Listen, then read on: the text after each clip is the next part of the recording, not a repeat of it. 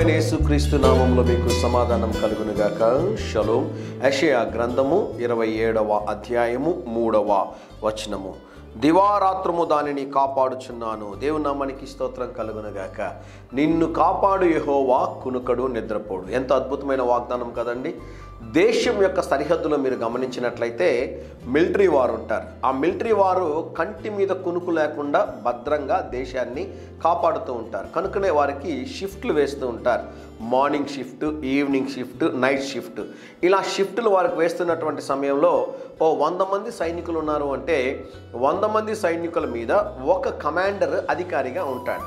ఆయన పర్యవేక్షిస్తూ ఉంటారు. వారు పొరపాటు చేసినట్లయితే జరిగేటటువంటి ప్రమాదం ఏంటి అంటే శత్రువులు ఆ దేశంలోనికి ప్రవేశిస్తారు.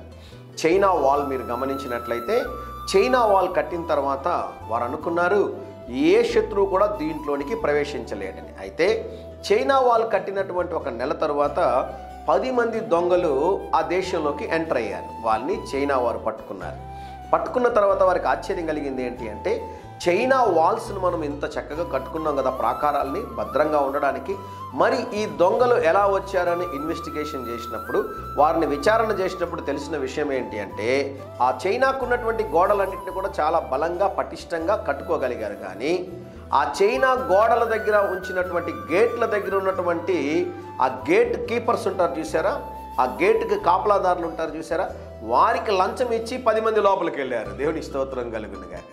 ఆలోచన చేయండి ప్రియులరా. అయితే మన దేవుడు మనకిస్తున్న వాగ్దానం ఏంటి అంటే దివారాత్రులు దేవుడు మనల్ని కాచి కాపాడేటటువంటి దేవుడు.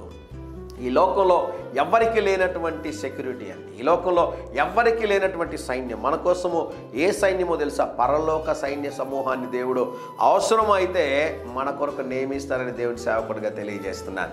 దేవుని దూతలు నిత్యం మనకి తోడుగా ఉండి మనల్ని కాపాడుతారని దేవుని సేవకుడిగా తెలియజేస్తున్నాను. ధైర్యంగా ఈ దినాన్ని ఎదుర్కోండి.